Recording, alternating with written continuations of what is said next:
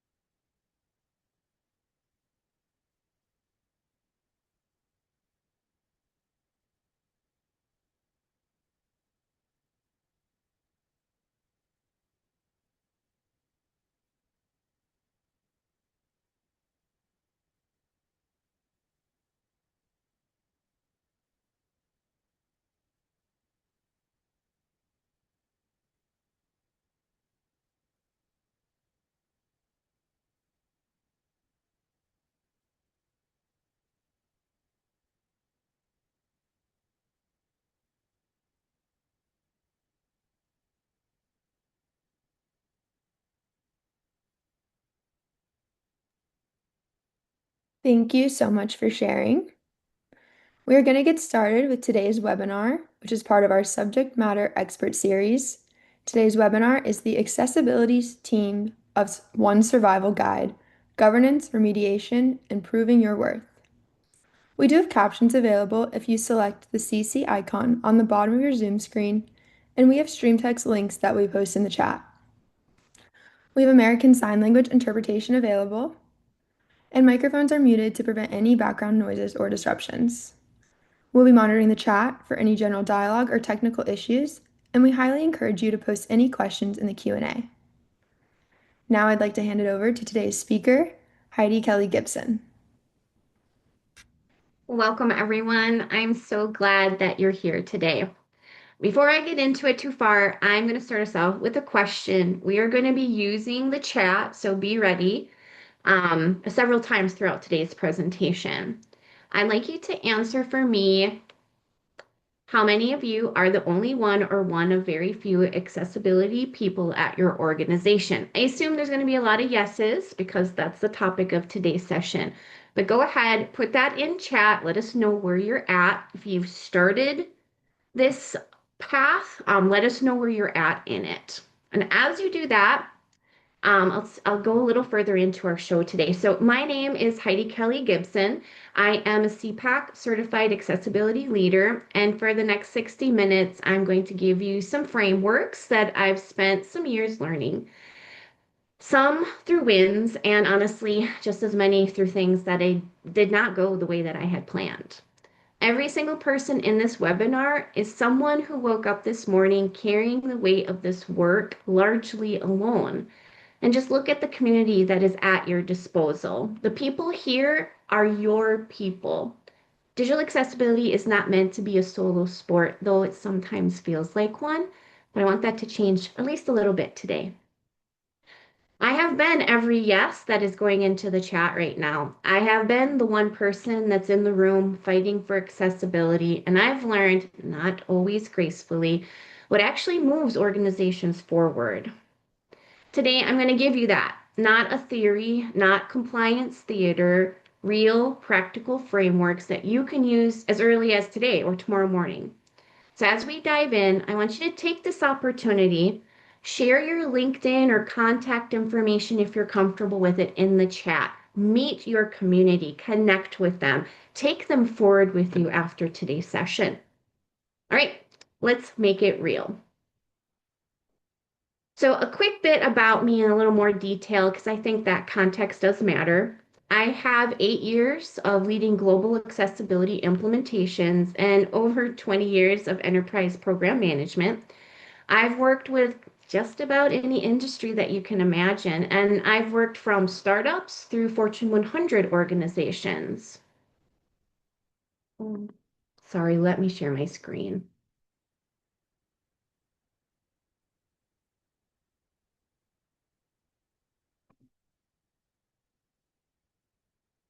Thanks for that. All right, that's the only snafu we're going to have today. I have 8 years of leading global accessibility implementations, over 20 years of enterprise program management, and I've worked with just about any industry that you can imagine, and that includes those that are startups and those are Fortune 100 organizations, helping them turn accessibility from a compliance checkbox into something that actually creates competitive advantage. More importantly, I've been in the situations I'm going to be describing today. I've built a policy document that nobody unfortunately read. I've stared at an 800 issue backlog and there was no roadmap and no resources to get the work done. I've sat across from a skeptical executive and had to prove with real numbers why accessibility deserved budget. And as I mentioned, I've made mistakes. I've prioritized the wrong things. I've burned political capital that I should have saved. I've learned more from those moments than from any of the wins, honestly. And those lessons are baked into what I'm going to share together with you today. And I hope that it resonates through our time together today that you don't need a perfect track record. You do need to just make progress. This is about keeping things moving. Failure only happens if you stop learning from your mistakes. Somebody very wise said that. This session is for you, accessibility professionals, program managers, digital team leaders, policymakers, really anyone who's trying to move the needle with limited resources and limited authority, or both. If you see yourself in any of these descriptions, you're exactly where you need to be. Here's what we're going to cover today. Section 1 is about policies that do not gather dust. Why your policy document, which I know you sweated blood to create, you're really proud of it, is probably not doing what you thought it would. And then the 3 sentences that work better than 20 pages. And I'm going to pause here just to say that I am not discounting the policy document that you may have. Use it. It has tremendous value, but there may be reasons it does not have that impact that you intended. Mm. Perhaps your organization just isn't rigidly structured to be risk adverse and to execute risk management plans. Honestly, there are few organizations that are set up that way. My goal is to simplify what it is communicating so that you can get traction and progress. Section 2 will be about governance without an army, how to build structure when you don't have a team, which it sounds like a lot of you are in that place. Our section 3 will be talking about remediation roadmaps for the real world. So when everything's critical, nothing ends up being critical. You can't do everything all at the same impact level. I want to give you a framework that cuts through some of that noise. Our section 4 is really important. It's about metrics that matter.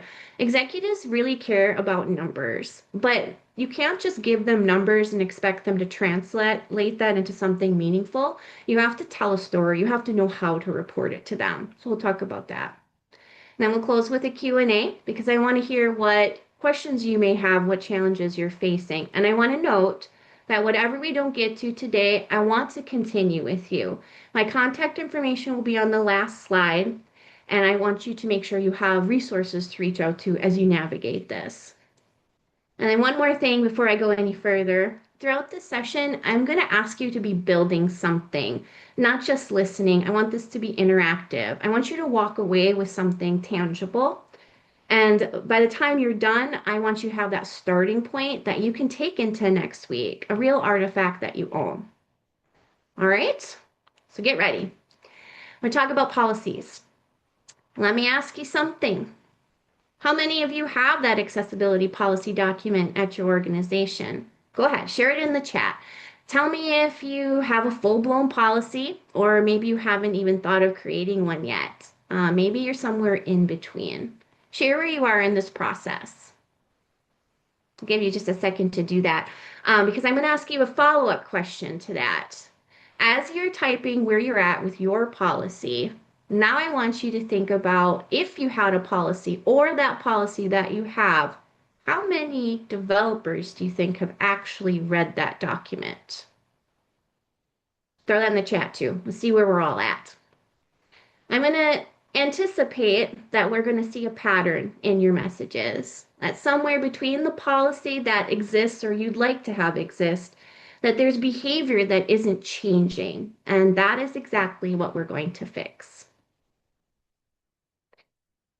In my opinion, policy documents fail for three predictable reasons. First, they live in a folder somewhere on your intranet, probably nested 3 clicks deep under a navigation path that unfortunately nobody has visited in a long time, is your beautiful 20-page accessibility policy.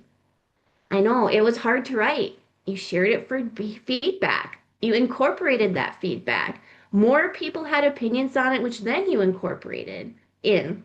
Legal has reviewed it. Leaders have approved it.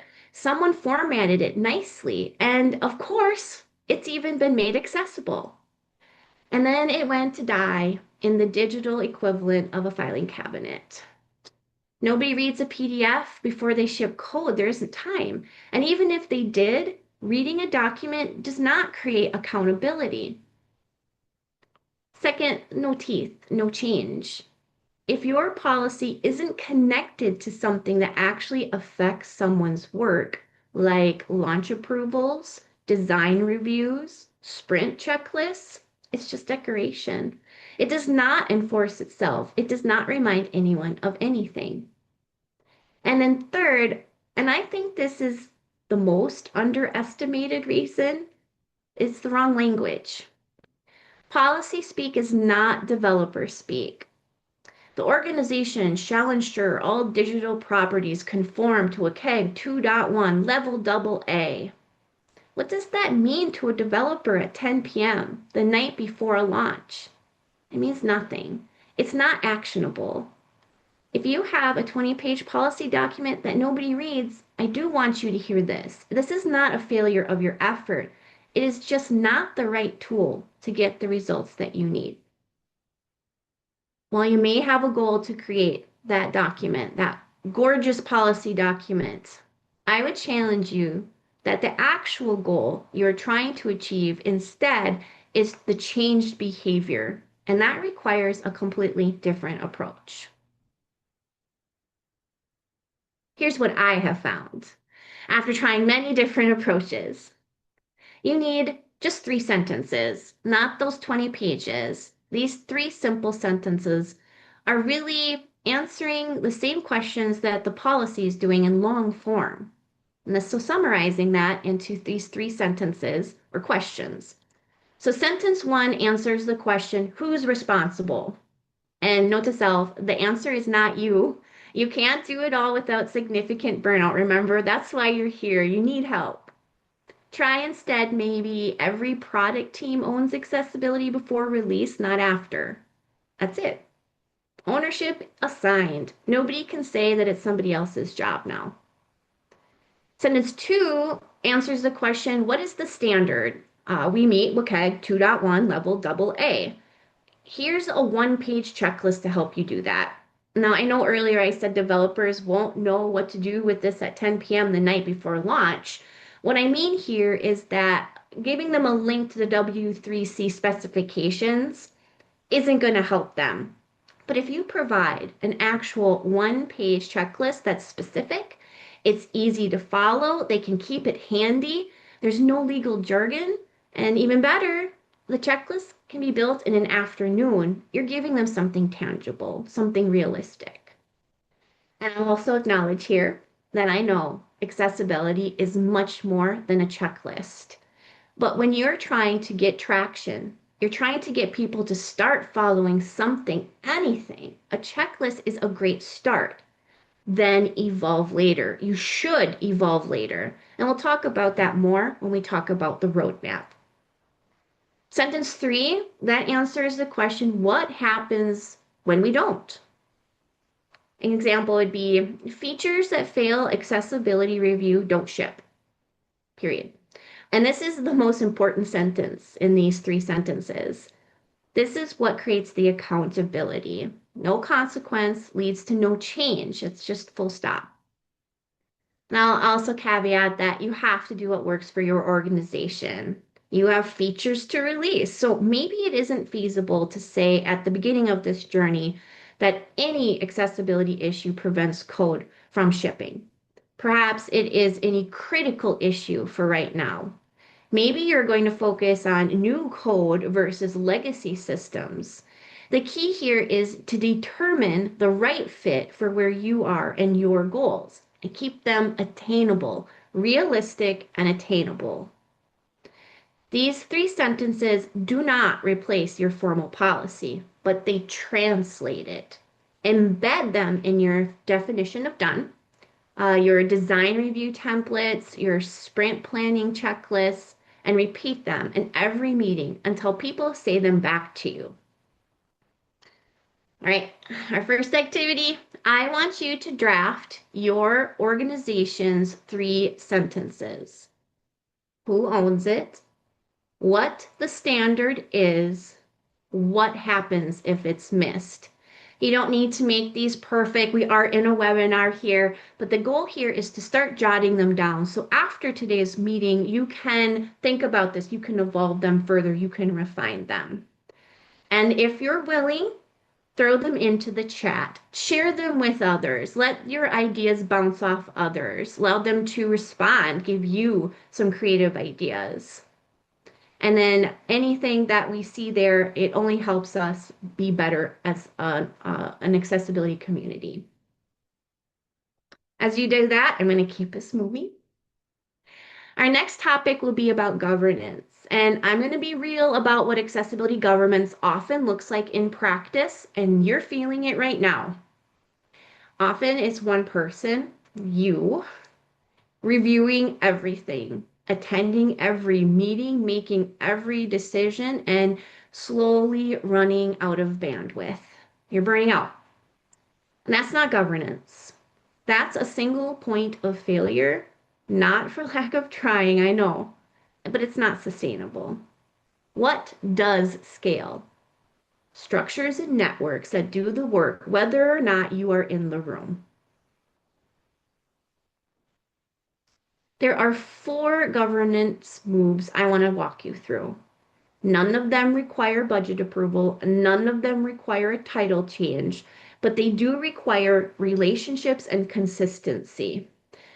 You may need to speak to your supervisor about your bandwidth and having the ability to tackle some of these things. But the idea is shifting this off of your plate so you can get all of the work done and building a network. So that leads us to our very first item here. So the champion network. I would encourage you to try identifying one person, maybe per product team, who already cares about quality and invest in them.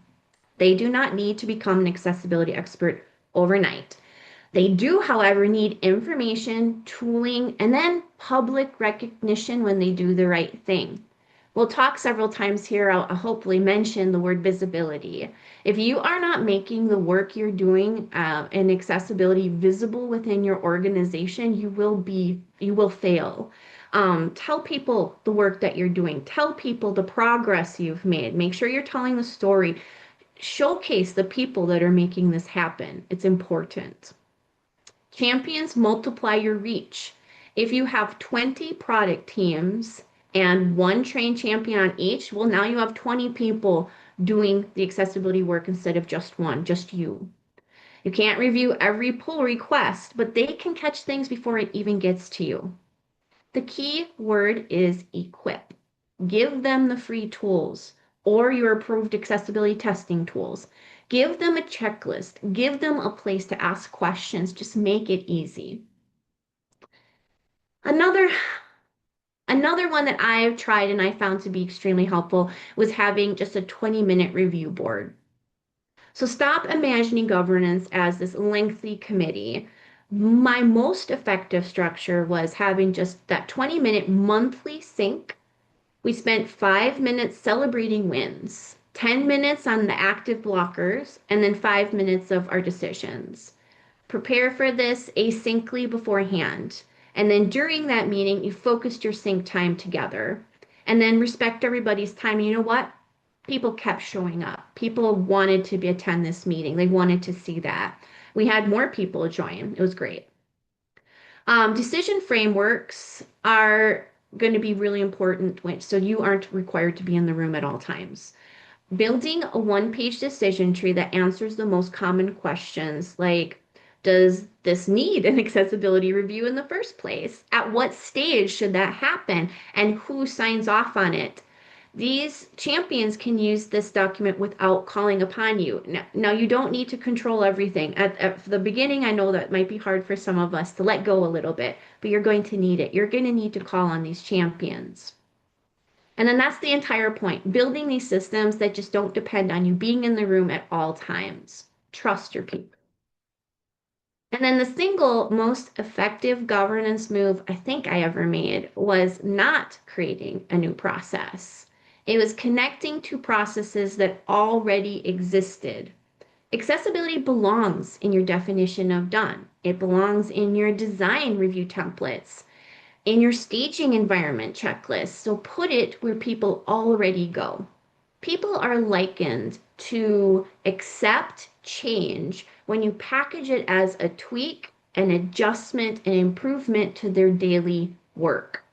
When you tell someone you have to start being accessible, they see that as I have more work to do. So instead, partner that with these are the tools that we're giving you so you can make this easy. They'll be much more likely to jump on board and try it out.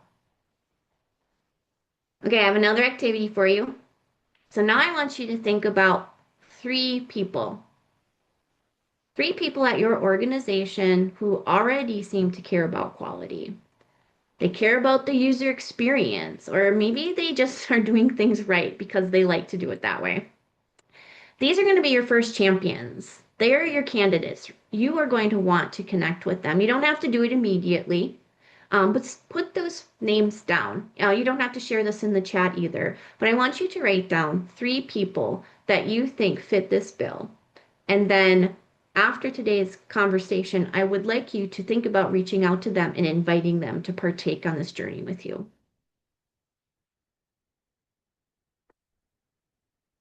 I want to show you what this looks like at scale.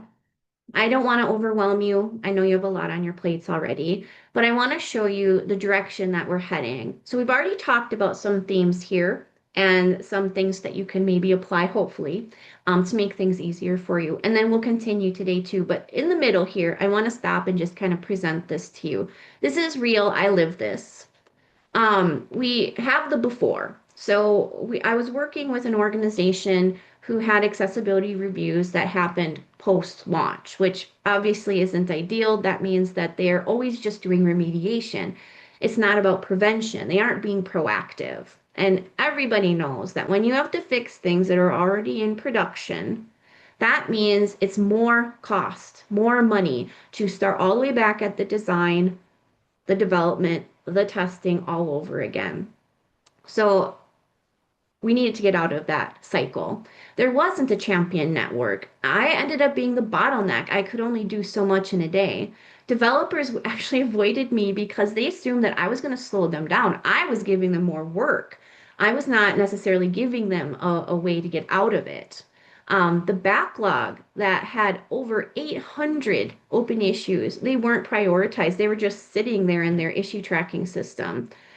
Accessibility was understood at that point only as a legal risk. And it is a legal risk, but there's so much more to it. And people didn't understand that. So we took 12 months for step one, for stage one.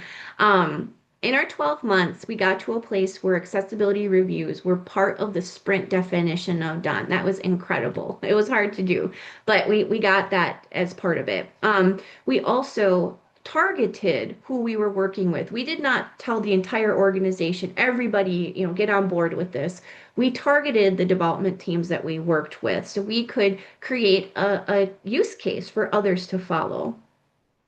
We had 42 active champions across 14 different product teams.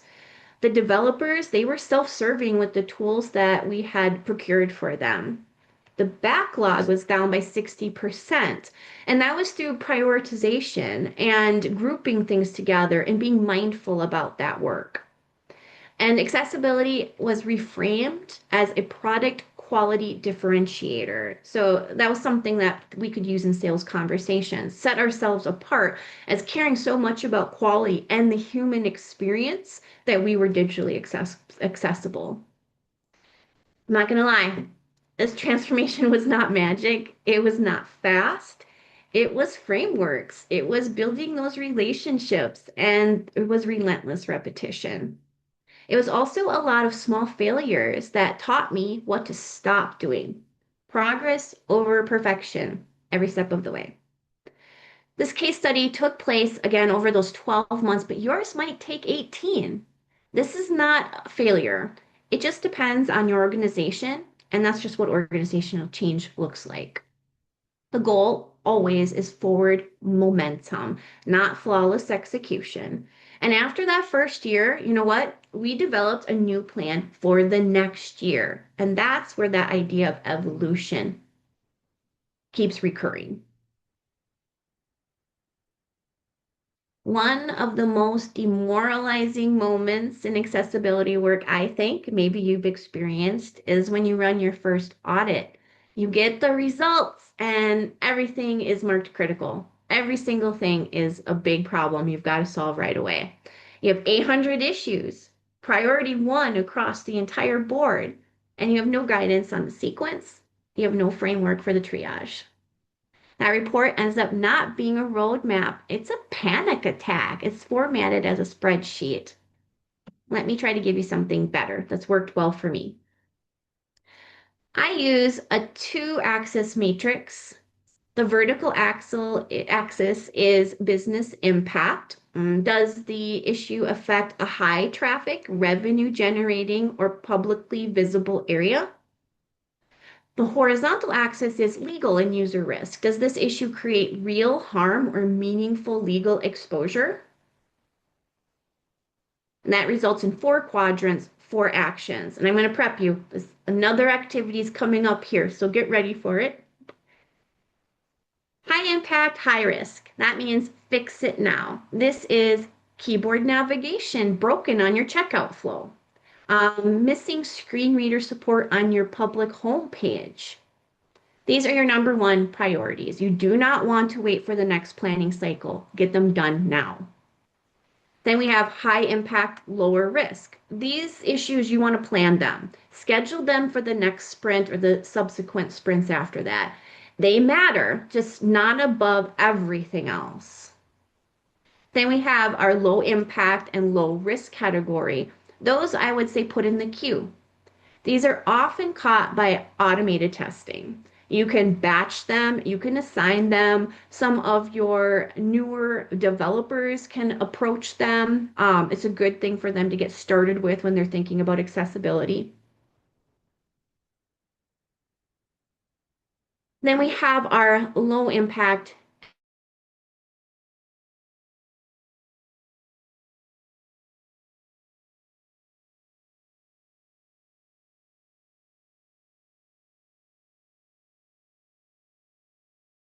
their sprint cycles as appropriate. And this matrix doesn't tell you what to fix because you already know what to fix. You have to fix the accessibility issues. You've got the report. But it does give you the language that helps you explain why you fixed it in that order. And that language is what then will get you resources. All right, our next activity, pick one issue from your backlog right now. Or if you don't have one handy, go ahead and pick an accessibility problem you know exists at your organization. Think about this issue, write it down. Think about, is it business impact and is it high or low? And is its legal or user risk high or low? And then that tells you where on this quadrant it fits. That's your first prioritization. One issue, fully triaged, you've got that one done. And I know that I'm oversimplifying it. When you've got 800 of them, this is a lot. But this allows you to break things down. Tools that help you identify accessibility issues, they are really great at finding issues and in a general way telling you what the impact to your users are. But you know your users, you know your critical workflows. You want to apply what those tools are telling you to what you know your users are actually experiencing and what's important to them, and reprioritize them based on that. And if you're willing, again, use the chat. Share with each other where your issue falls so we can kind of see where people are landing. Now, how do you get those actual resources to fix these things, those 800 issues? I'm going to challenge a common assumption. Leading with the lawsuits does not always work, or more specifically, it may not be enough motivation. Some risks can be considered acceptable after all. Fear gets attention in the short term, but it builds defensiveness, not partnership, and it does not sustain a program. Here are three lenses that are matched to the stakeholders that you likely are working with. The first I will cover is legal and risk. Yes, with this group, lead with legal exposure. DOJ, Department of Justice settlements, ADA Title III litigation trends, Section 508 federal requirements, VPAT requirements from enterprise buyers. These are all language that this group understands, so speak it.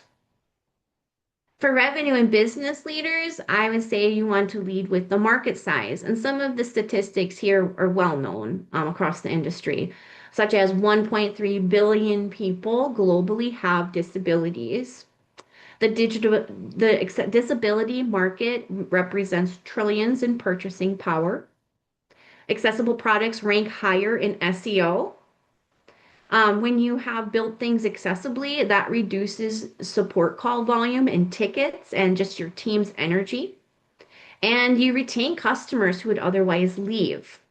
And I'm going to steal from the next category a little bit and talk about the statistic of 71% of users with disabilities abandon inaccessible sites immediately, because this also speaks to revenue and business leaders. If I'm a person with a disability and I try to access your application or your website and I can't, I'm frustrated, I'm hurt, I feel like you do not care about people. I'm going to tell everybody I know. I'm going to call up my spouse, I'm going to talk to my children, I'm going to tell people don't work with them. They don't even care about people. Well, that's affecting revenue and business leaders as those people start turning away from your application or sites. In addition, the HR and DEI partners also care about accessibility being a trust signal. When you can say you are accessible, you are inviting people from the human perspective to partake in your application, in your website, in your experience.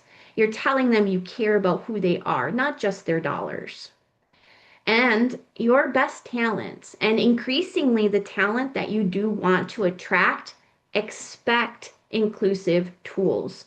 The generations that are up and coming have that expectation set for them. So when you are not accessible, they are already disappointed in who you are as a company. So keep that in mind. The business case is not one message, it is many messages. Each is matched to the stakeholder that you're talking to and what they care about. You need to learn what keeps each of them up at night and then connect accessibility to it, and I'm sure you can. You will not land every business case on the first try, and that's normal. Every conversation is a data point that tells you more about your organization and makes the next conversation easier. I worked with an organization, I think they wrote about four different business cases over the course of a year. Their first business case I thought was great. They met, they gave it to their leadership. The leadership listened, but there wasn't enough there. They didn't see enough. They needed more. So the next quarter, they presented it again. They had added more details. They'd been monitoring things. They'd listened to feedback from the leaders in the first business case presentation. They had put more in it. And by that fourth presentation, you know what? Now they are building a company-wide accessibility program, which is literally, I'm not exaggerating, is going to change lives. So don't give up. You might have to do it multiple times, but it's all worth it. I once sat in a quarterly business review and watched a colleague present 17 slides of WCAG violation counts. They had them broken down by category with trend lines for every success criterion. It was thorough, it was accurate. But I also watched three of the executives check their phones within the first few minutes. Metrics are a language, they are a tool if you know how to use them. And if you're speaking the wrong language, even accurate data goes unheard. We're going to talk about vanity metrics. These are things that we measure because they're easy to count. Now, I'm not discounting the value of this information. You're going to use this information to build the story. But just giving this information does not translate well with your executives. Examples of those types of things that are just vanity metrics are the number of WCAG violations found. What's like one of the first things we seek to find out? This measures how much you have looked, but not how much you've improved things. An executive cannot act on this number. Another one is the percentage of pages audited. That's a measure of activity, not outcome. Instead, what percentage of new features are passing your accessibility gate before launch? Now, this is preventative. It shows whether you're shifting left and catching issues before they become dead. What about how is your time to remediate trending? If it was 60 days 18 months ago and it's 14 days to now today, now wow, that's a story about organizational capability growing and you want to tell that story. What about how many champions that you've trained and are active? This is organizational reach. This is about adoption. How far has your influence extended beyond just you as a single person? And another is what is your estimated legal risk reduction? Tie remediation to reduced exposure. And you know what? Risk teams are going to listen. Report what changed, not what you counted. Show a trajectory, not a snapshot. The narrative is always here is where we were, here is where we are, and here is where we are going. If you haven't heard this through our talk today, you can't do this alone, and you are never supposed to. So let's talk a little bit about leverage. What you want to own. This is your job, your goal, the things you need to focus on. That is strategy and standards. How are we going to approach this? Are we going to focus on our legacy systems or are we going to retire them? Let's get them out of the way if we don't need to focus on them. Do we have a mobile app experience versus a website experience that we want to focus on? That is your strategy. You need to make those decisions and you need to decide what is the standard that you want to meet. Who are your platforms exposed to?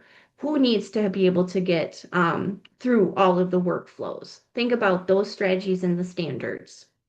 You need to be building the executive relationships. You need to be gaining that visibility, talking about the program that you're setting up. You need to be making those critical decisions. So initially, you're making all the decisions. You need to, as we'll talk about, give some of those decision-making tactics or information over to others, but you're going to continue to make the critical decisions. And then you need to decide how you're measuring things, what that measurement looks like, story you're telling, and your audit frequency. These are things that only you can do, but you can enable things to others, and these are some of them. Self-service tooling. Get tools that you as an organization are consistently using. Find a tool that works for you. Get people using it. Create pattern libraries. Anything that we can draw from that has already been made accessible, we don't have to reinvent the wheel, and we can draw from the same resources. Train your champions, get them up and running and understanding how they can help support this program. Create those decision frameworks. Give them the tools so that they can make those decisions without you. And make sure that you are automating testing integration as much as possible. Again, don't redesign new processes. Use the process you already have. Integrate those into those processes. Make them automated.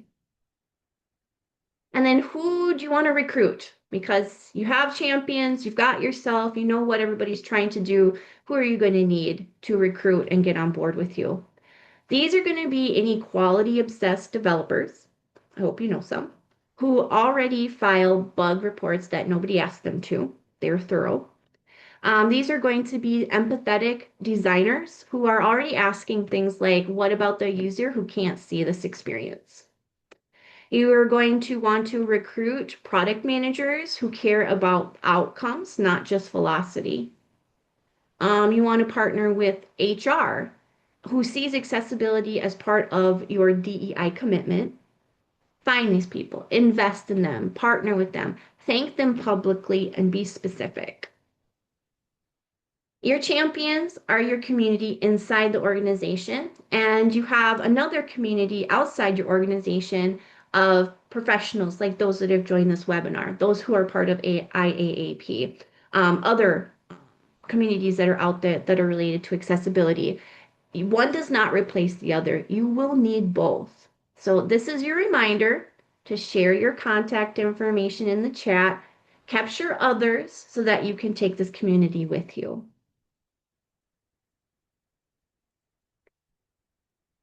All right. If you are in a situation right now where leadership doubts accessibility's value, here's how to start shifting that. These are just some suggestions, high-level ideas, get you thinking along those lines. This week, try running automated testing using a free tool or whatever tools your company has approved on your top 3 highest traffic pages. Screenshot those results. Send them to one stakeholder and include in a sentence that has business context, not a lecture, just context. For example, here's what I found on our checkout page. This is what it means for our users.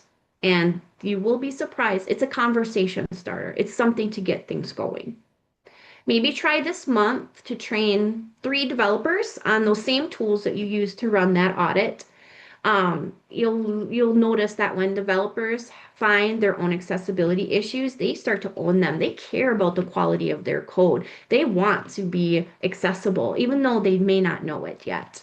You will find champions that way, and you're forming them in real time. This quarter, maybe try fixing one very visible user-facing issue and announce it. Make it a big deal. Broken keyboard navigation, missing alt text on the homepage hero. Fix it. Write a brief before and after. Share it. Show what that progress looks like, how you did it. Again, visibility. If you are not making sure the work that you're doing is visible, nobody's going to care, and eventually you're going to have even less support than you do today. And then maybe this year, think about publishing your first accessibility roadmap. It can just be a one-pager. List 3 phrases, where we were, where we are, where we're headed. And then put it somewhere that decision makers see it. And now you are coming across as someone with a plan. You are a problem solver. You're not just a problem presenter. All right, guys, I know our time is starting to get short here. This is our last activity. I want you to write down a specific action that you can take. We won't say this week. This week's kind of getting short now. Next week. What is one action that you can take next week? Don't think further than that. Don't think about this quarter. Don't let the problem become bigger. Let's just focus on next week. Write that down. Make it concrete. That is going to be the difference between the intention to get it done and the action of getting it done. You've written it down. Now you've committed to it. And if you're willing again, I'd love to see you drop that in the chat. What is something that you think you will do next week? It does not have to be a big bang. It does not have to be, I'm going to solve all of our problems next week. One step is more important than all of the steps. Just continuing to move forward. Okay, we have a few minutes here for some questions. I want to use that time well. So we're going to pick some that may came up in the Q&A during our session today. But I do want to revert back before we wrap up for the day with just some final thoughts, and just make sure that we have had a chance to collect all of our contact information. Thank you so much.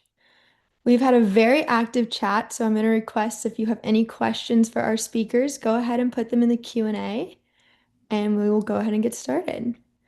This first question has a couple parts, but it says, do you have any experience working with higher ed institutions? How do you work with them when most of the digital content creators are not web trained, but they need to create accessible content, specifically faculty?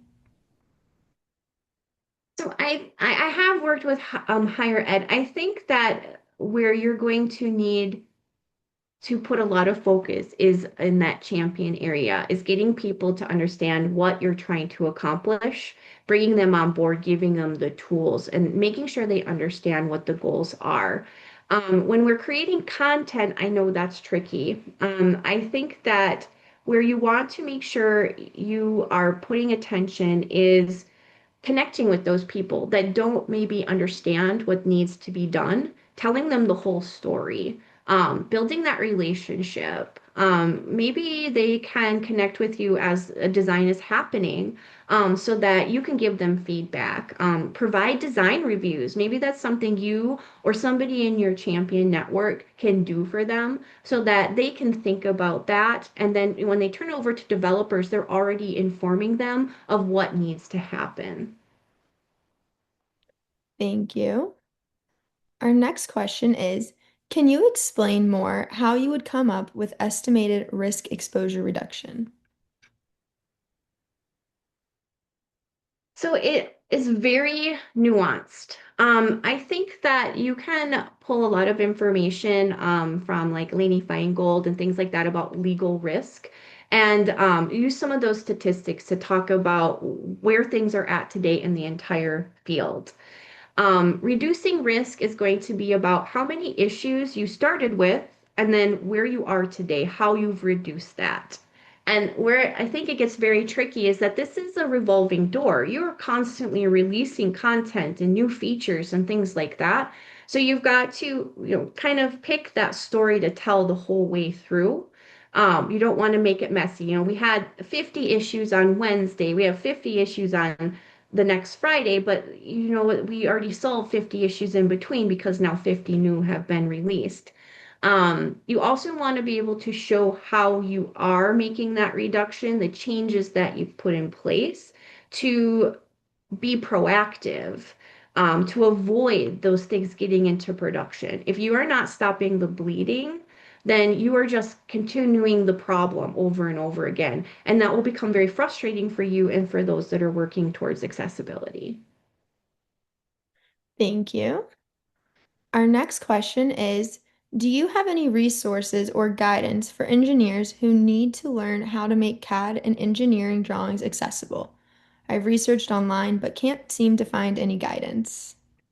That is a great one. I don't have something I can give you right now, but on the last slide here is my contact information. Please reach out to me. I do have some people that have asked this question in the past. We've given them some resources. So please connect with me and we'll make sure we get you someone. Thank you. That's all the questions we had in the Q&A at this time, but we have a few minutes, so feel free to drop some more in the Q&A. But I know you had one more slide you wanted to share. Yeah, so I'm just gonna just summarize everything we talked about today. Actually, it's two slides, sorry. Um, so before I let you go, I want you to look down at what you wrote for each of our activities. You should have four things: your three-sentence policy draft, your champion shortlist, three issues that you've run through that prioritization matrix, and then one specific action that you're going to take this week. Oh, and you know what? There's actually a fifth one. The new community of people that you can find solidarity with, get inspiration from, and continue this good work together. So collect those contact information if they've been shared, take them with you. I want you to know that this is not nothing. This is a starting point, and that is what is important, making that start. Wherever you are in this work, whether you have a mature program, a blank slate, or somewhere in between, progress is progress. You do not need a perfect plan. You need the next right step, and you've just identified it. So here's my last slide, and this is what I want to close with, and I mean this genuinely. This work is hard. It is often invisible. The wins are slow, and the setbacks feel fast. And on the days when you are the only one in the room that seems to care, I know that can feel incredibly isolating. So allow me to reiterate one more time, you're not alone, not in this field. Digital accessibility is a community of people who chose something difficult because they believe in something important, that everyone deserves equal access, that technology should work for everyone, not just most people. So please connect with me on LinkedIn or on my website. The links are here on the screen. I genuinely believe in these conversations, not a broadcast, but just to engage. So if you have a question that we didn't get to, or you didn't want to share it, or you think it's too in depth, it's about a situation you're navigating, or you just want to share a win. Sometimes we just need someone else to hear that we did something good. I want to hear about it. So please connect with me and thank you for being here today. Thank you for doing this work. I want to thank both Beth and then Lauren and Rachel too for, inviting me here and allowing me to speak to you about this. It's been amazing. But let's get out there and make it real, guys. We do have one more question and we have a few Great. minutes. This question is, do you have any advice on how to address PDF accessibility, how to train PDF remediation, and strategy around using or not using PDFs? I would say that this is a big topic. I think you have to evaluate, are PDFs meaningful to your organization? In some cases, definitely. One of the first things is really evaluating your PDFs and which ones you need to make accessible, which ones are used, which ones have just been there since 1965, and they don't necessarily have any content. Something that can be done in an HTML because it's not something that changes often, so it's very static. Think about those things so that you can figure out that strategy.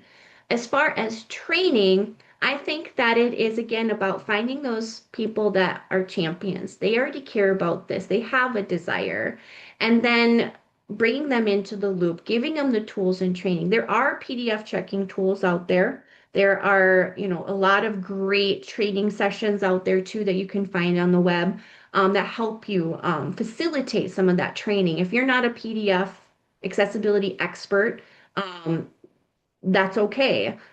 We can't be experts in everything. If you're leading a program, that doesn't mean that you know all of the nuances. If you do, kudos to you. But think about how you can pull from resources out there to design that program. And then let one of your champions that have that desire take it over and own it and keep developing it.